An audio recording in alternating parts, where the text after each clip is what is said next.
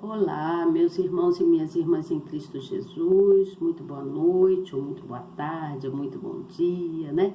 Eu não sei que hora que você vai ver essa gravação, mas eu estou deixando ela gravadinha aqui para vocês. Prestem atenção no que eu tenho para dizer para vocês hoje aqui. Nós precisamos estar sempre buscando estar na presença do nosso Pai, né? Nosso Deus, nosso Criador. E Deus, muitos e muitas pessoas são escolhidas por Deus para que venha falar dele, né? Para que venha levar o evangelho para outras pessoas e para muitas pessoas, muitas e muitas que só ouvem falar, mas não têm o conhecimento da verdade, não é mesmo? Então nós precisamos levar o que é verdade para as pessoas. E para que a gente venha estar sempre na presença do Pai, é preciso buscá-lo, né? Buscá-lo em oração, buscá-lo tendo fé, acreditando que esse Deus existe, você entende? Acreditando que ele existe e tendo sinceridade no coração, tendo um coração puro, um coração dócil, um coração bom, né? Para que essa pessoa seja uma pessoa sempre justa, uma pessoa carinhosa, uma pessoa respeitadora, uma pessoa que gosta das coisas certas e gosta de andar em Cristo, na presença de Deus. Nós precisamos estar sempre buscando estar nos passos de Deus, nos passos de Jesus, buscar o que é correto diante daquilo que ele sempre deixa para a gente, né, como exemplo. A nossa Bíblia, a Bíblia de cada um de vocês, e a minha aqui, ela traz para a gente muitos exemplos de muitos discípulos do passado, da época, né, do início do mundo, né, até os dias de hoje. E que vai indo de geração a geração. Deus vai levando, né, através das pessoas, dos porta-voz dele, que somos nós, os evangelistas, os pastores, os bispos, né, os profetas, né, os missionários, somos nós os porta-voz de Deus. Então Deus, ele busca em nós sinceridade, santidade, compreensão, respeito, amor, né? Um coração dócil para levar a verdade, o amor dele para o mundo, para as pessoas, para todos. Você entende? Então, o que eu venho trazer hoje para vocês aqui é um fato de grande importância que aconteceu no passado, né? Nós hoje vamos falar sobre a restauração do templo, os átrios e os vestíbulos. Nós vamos falar hoje do capítulo 40. Lembra que eu falei ontem para vocês que eu iria hoje falar sobre o capítulo 40, mas que eu ia ser bem sucinta, que o capítulo 40 é um capítulo bem grande, é bem extenso, né? E ele vai até o versículo de número 49. Então, como ele é bem extenso, eu procurei resumir o máximo, para não ficar muito tempo aqui, e vocês não se sentirem pessoas cansativas com aquilo que eu venho trazer. Que as pessoas, às vezes, se sentem, ai meu Deus, ela lê tanto, ela fala tanto, mas é de grande importância que se leia, né, e que se entenda o que está escrito, né? O que adianta você ler e você não entender o que está escrito aqui, né? Nós precisamos ler e guardar aquilo que é bom. Às vezes, o que está escrito aqui nos serve de exemplo, traz de exemplo para a gente, né? Coisas do passado serve de um grande espelho para todos nós. E aí, nós não podemos deixar a palavra vir, entrar por um ouvido e sair por outro, e não deixar nada, porque a palavra de Deus, ela é eficaz, ela nunca volta vazia, ela tem que trazer algo de importante, de grande valia, que fique gravado dentro dos nossos corações, para que a gente possa transmitir para outras pessoas. Você entende o que eu falo? Então, eu vou deixar aqui para vocês, vou ler sobre esse capítulo, mas antes gostaria que você novo que está chegando se inscrevesse no canal. Tá escrito aí em vermelhinho, tá escrito assim, inscrever-se. Você aperta nessa palavrinha, depois você vai ver um sininho, você aperta nele também, e também você vai ver 3 palavras sequenciais, você aperta a primeira palavrinha, que é todas. É para toda vez que eu vier aqui, o YouTube ver que eu já gravei um vídeo para vocês, ele possa transmitir para vocês, né? Levar para outras pessoas também, através do quê?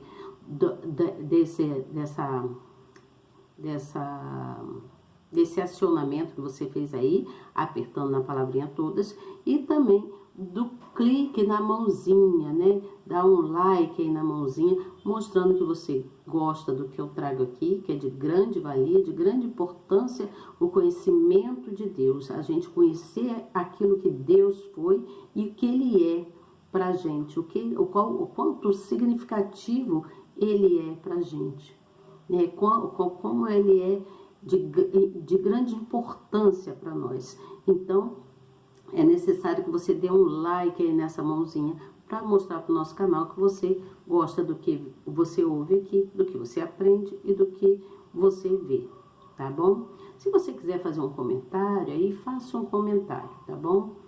Eu vou procurar ler os comentários de vocês, né? Eu já falei de outras vezes, mas não vejo nenhum comentário aqui. Por enquanto não tenho visto, mas não tem problema.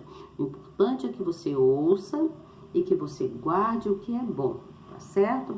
Essa é a minha palavra amiga de hoje. Ouça e guarde o que é bom, porque é de grande importância, é de grande relevância que nós venhamos guardar o que é proveitoso, o que vai nos fazer crescer, tá bom? E crescer em fé com Deus, tá bom? Então, eu vou ler aqui alguns versículos e depois eu venho com a explicação, tá bom? Vou ler alguns versículos aqui. E aí, você já sabe que é bem extenso, vai até o versículo de número 49, mas eu vou ler alguns, tá bom? Porque muitas coisas são um pouco repetitivas, mas eu vou ser bem sucinta. E aí diz assim no versículo de número 21, não, no versículo de número 1, preste atenção, falando sobre a restauração do templo, tá bom? E Deus usou o profeta. Qual profeta que ele usou? Esse profeta que nós estamos estudando o livro dele, o profeta Ezequiel. Mas houveram outros também que foram porta-voz de Deus, tá certo? Vou falar de um depois aqui. Eu estava lendo e aí eu fiz um pequeno resumo e aí explico para vocês melhor. Então tá aqui assim, ó. No versículo de número 1 diz que no ano 25 do nosso cativeiro, no princípio do ano, no 10º dia do mês, 14 anos depois que a cidade foi conquistada, naquele mesmo dia veio sobre mim a mão do Senhor e me levou para ele. Então aqui, Ezequiel está contando, deixa eu iluminar um pouquinho mais aqui para mim, iluminar um pouquinho mais, para me ler melhor, tá bom? Aqui Ezequiel está descrevendo, né, descrevendo aqui como foi que aconteceu, o que ele tem aqui para nos relatar. E aí diz assim: em visões de Deus me levou à terra de Israel e me pôs sobre um monte muito alto, sobre o qual havia como que um edifício de cidade para o lado sul. Então, Deus levou ele para um monte alto, né? E havendo-me levado ali, eis que um homem cuja aparência era como a do bronze, tendo um cordel de linho na sua mão e uma cana de medir, estava em pé na porta. E disse-me o homem: filho do homem, vê com os teus olhos e ouve com os teus ouvidos, e põe no teu coração tudo quanto eu te fizer ver, porque deixa eu entender aqui, porque para te mostrar foste tu aqui trazido. Anuncia, pois, à casa de Israel tudo quanto vê. Preste atenção aqui. Aqui nós já estamos vendo de quem Ezequiel está falando. Ele está falando do próprio Deus, né? Quando o homem disse para ele: filho do homem, vê com os teus olhos e ouve com os teus ouvidos e põe no teu coração tudo quanto eu te fizer ver. Então é Deus que faria ele ver, ele teria uma visão, ele enxergaria. E aí ele vem falando, aqui, vamos pular aqui, nesse versículo, nós vamos pular aqui bastante coisa, porque aqui ele vem falando sobre a construção lá. Eu vou ler um pedacinho para que você venha entender melhor. E havia um muro fora da casa, em seu redor, e na mão do homem uma cana de medir, e 6 côvados, cada um dos quais tinha um côvado e 1 palmo. Ele mediu a largura do edifício, uma cana, e a altura, uma cana. Então veio a porta que olhava para o caminho do oriente. Eita, visão! A minha visão, só o Senhor. Tem dia que tá assim, gente. Então veio a porta que olhava para o caminho do oriente e subiu pelos seus degraus. Mediu o umbral da porta, uma cana de largo, e o outro umbral, uma cana de largo. Então mediu os umbrais da porta. E cada câmara tinha uma cana de comprido e uma cana de largo. E o espaço entre os aposentos era de 5 côvados, e o umbral da porta, ao pé do vestíbulo da porta, por dentro, era de uma cana. Então, estava se falando de metragem, de medidas, tá bom? Vamos pular aqui, porque daqui para diante ele só vai falando sobre medidas, né, de tudo aquilo que ele estaria vendo lá, a passos dele, né? Ele teria que andar aquilo tudo lá e ter a visão conforme Deus estaria dando a ele. E aí ele vem falando, e havia arcos em redor, o comprimento era de 25 côvados e a largura de 5 côvados, e os seus arcos estavam na direção do átrio exterior, e havia palmeiras nos seus pilares, e de 8 degraus eram as suas subidas. Prestem atenção, aqui no versículo de número 31, que eu acabei de ler isso, você está acompanhando? Presta bem atenção. E aí, lá no versículo de número 34, ele diz que os seus arcos estavam no átrio de fora. Também havia palmeiras nos seus pilares, de um e de outro lado, e eram as suas subidas de 8 degraus.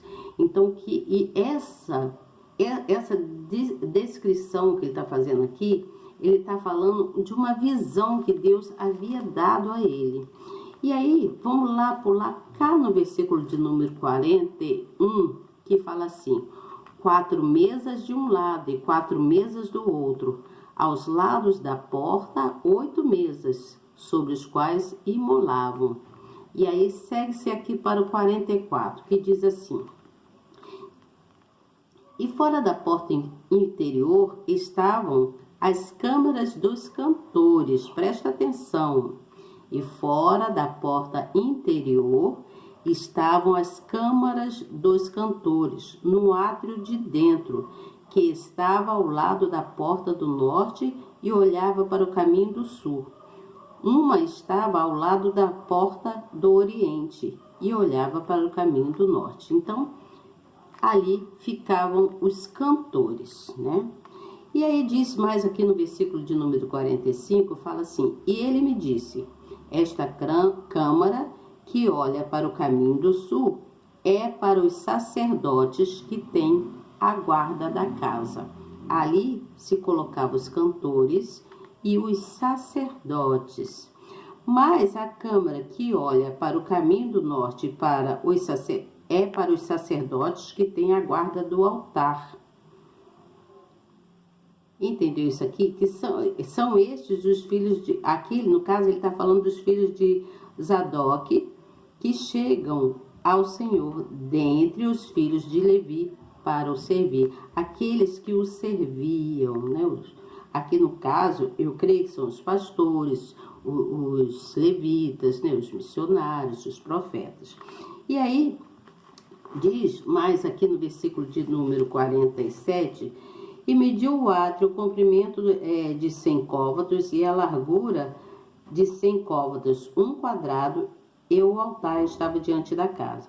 Então me levou ao vestíbulo da casa e mediu a cada pilar do vestíbulo 5 côvados de um lado e 5 côvados do outro, e a largura da porta 3 côvados de um lado e 3 côvados do outro.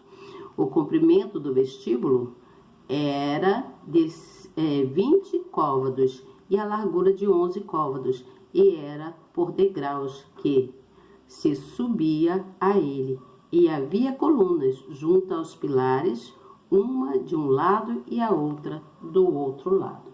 Aqui nós encerramos o capítulo de número 40.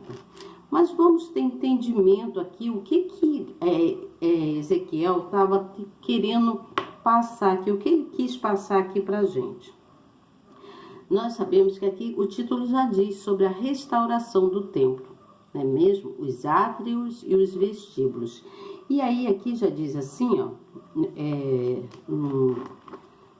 no versículo 2, que ele fala assim, e me pôs sobre um monte muito alto. Quem pôs ele sobre esse monte muito alto? Através da visão que ele teve, né?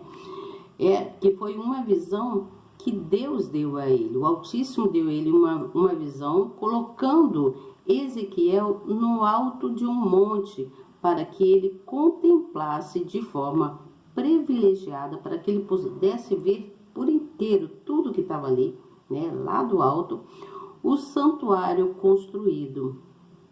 Você está entendendo? Deus deu uma visão para ele como seria reconstruído, restaurado, né? Como seria reconstruído o santuário. E Deus botou ele no monte. Esse monte era uma montanha, um local muito específico que existia lá na cidade de Israel. E aí diz assim, antes o profeta tinha apenas a visão da destruição e da glória divina deixando Jerusalém. Mas agora seus olhos deveriam observar atentamente a restauração de Israel, né? E aí diz assim, essa restauração ocorreria por meio da reconstrução do templo e da tomada a adoração ao Senhor nosso Deus. Aí diz aqui na nossa Bíblia, na minha Bíblia, diz assim, tem a explicação dizendo assim, hoje Deus também nos convida a termos a visão mais gloriosa e eterna, para que a gente tenha a visão do tempo, tenha a visão da presença de Deus. Aqui está falando da presença dele nas nossas vidas, você entende? Então, aqueles que têm um olhar voltado apenas para o cotidiano, para as preocupações e as necessidades, se perdem com o que é temporal e passageiro. No entanto, seja a nossa vida boa, seja ruim, calma ou atribulada,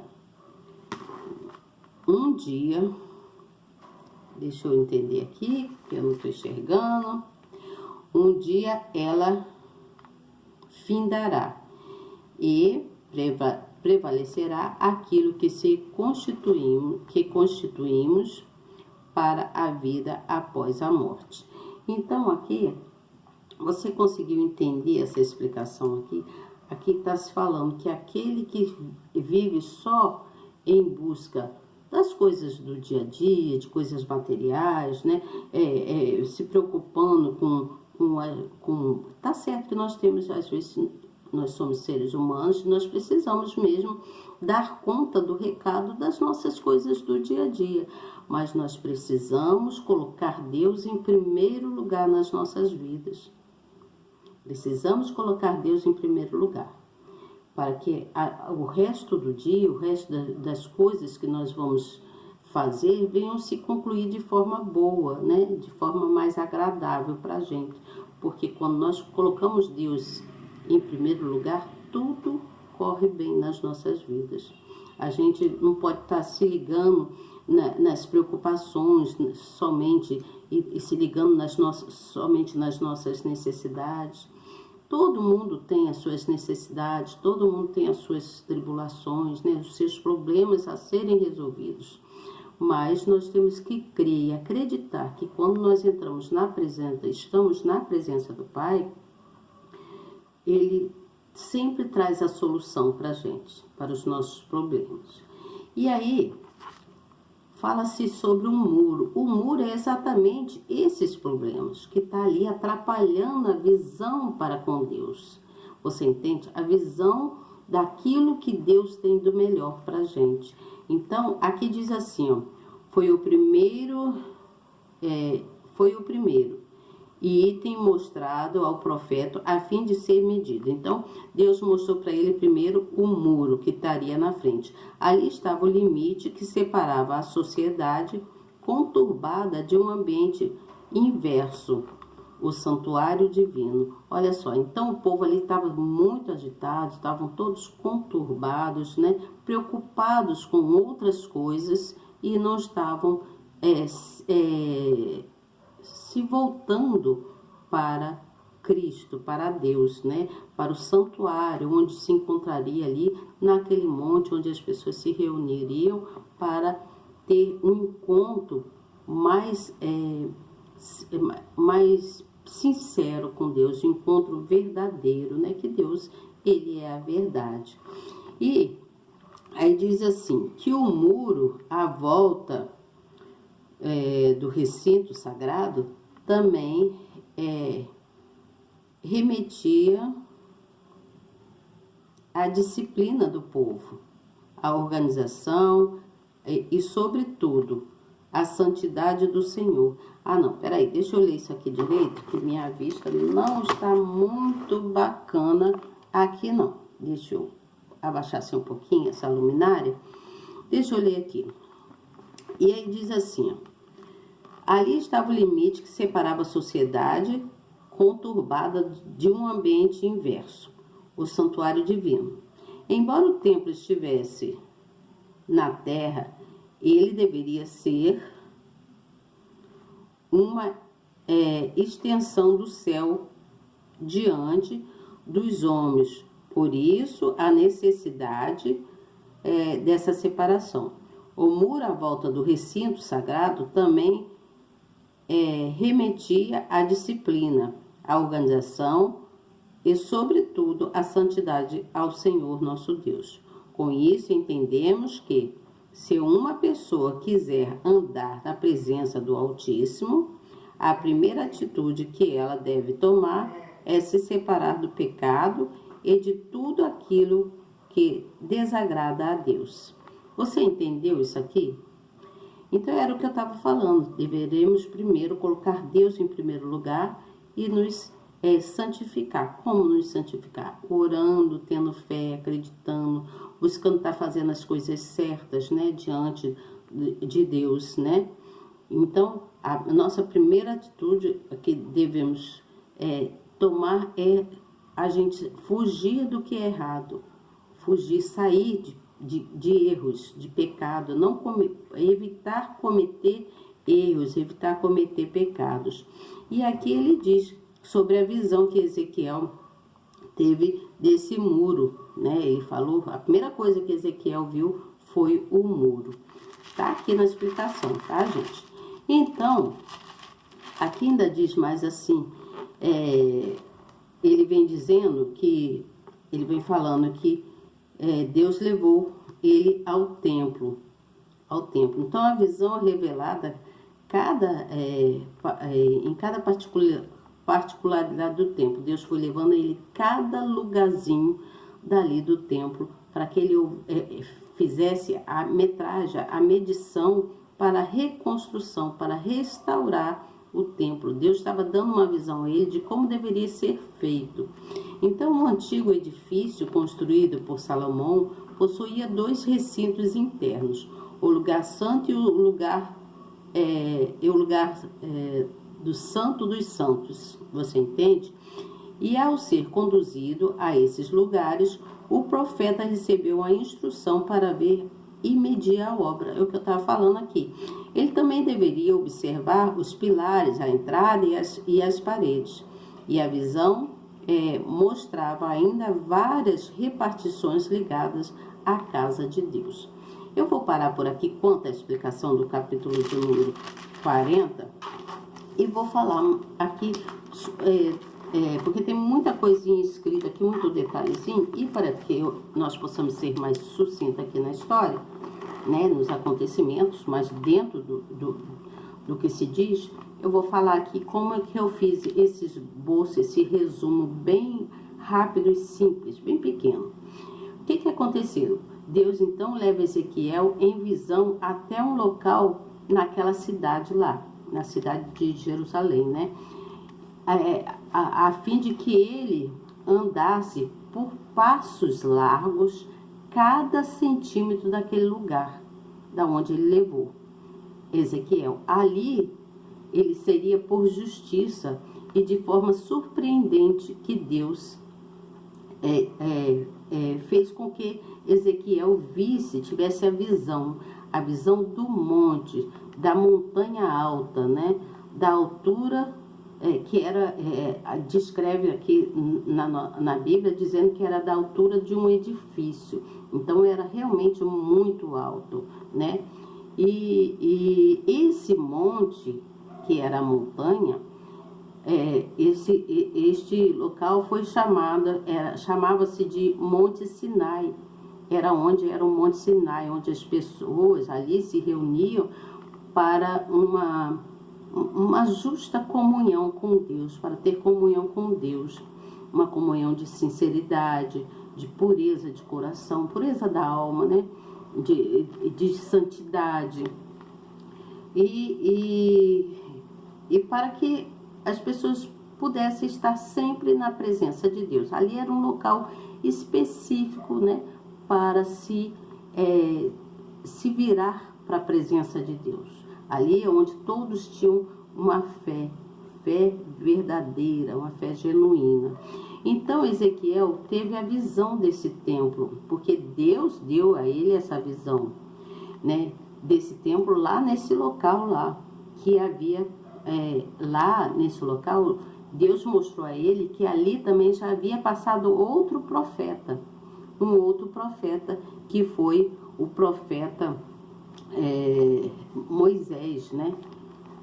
Se eu me lembrar aqui, deixa eu ver aqui o que eu escrevi. Então Ezequiel teve a visão do templo e nesse local havia passado um outro profeta, que foi também Moisés, que foi porta-voz de Deus. Quando foi na construção, aqui eu não botei o nome de Moisés, mas eu lembro assim que foi Moisés, que quando foi na construção mesmo do tabernáculo, na época, né? Quando foi construído o tabernáculo.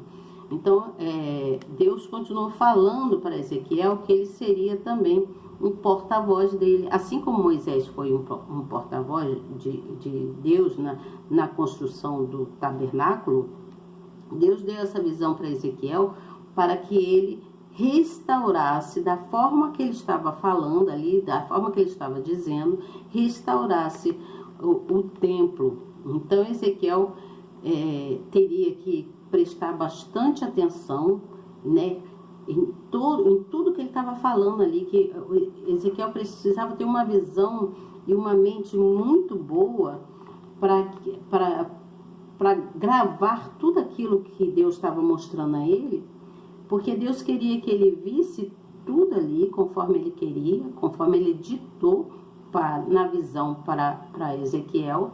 Queria que ele visse tudo, porque ele precisava que Ezequiel contasse tudo para o povo lá de Israel, como seria a restauração do templo, né, lá do templo lá no Monte Sinai, né, lá neste local que era bastante alto, onde Deus levou ele, né, porque diante de Deus todos teriam no futuro, todos teriam uma vida próspera, uma vida promissora, porque Deus havia prometido aquilo. E ele vem falando, né? Primeiro ele vem falando sobre toda a restauração, como que ele queria que fosse restaurado o tabernáculo, medida por medida, né? E aí nós percebemos então que ao olharmos para a nossa vida, nós precisamos dizer para Deus que a porta de nossas vidas está nas mãos dele. E nós precisamos deixar que Deus nos inspire em visão, para que a gente possa ter uma nova vida em Deus, né? Uma vida reservada sempre pelo melhor de Deus para a gente. Você entende o que eu falo?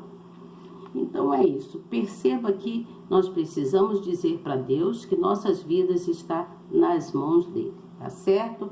Amanhã, isso é o que eu concluí aqui, tá bom, gente? Amanhã eu venho com o capítulo de número 41, falar sobre a restauração do templo, o seu santuário, na verdade, falando do santuário de Deus e a restauração das câmaras santas, que está no capítulo de número 42, tá bom? Deus abençoe vocês, fiquem firmes, aproveitem esse feriado, né? Amanhã já é dia de trabalho, não se esqueça, tenham responsabilidade com a vida de vocês e busquem estar primeiro na presença do Pai, tá bom? Amanhecendo, vai logo em oração, busca o Senhor e depois você conclui seu dia com seus afazeres, tá bom? Boa noite para vocês e até amanhã. Que Deus os abençoe grandemente. Tchau.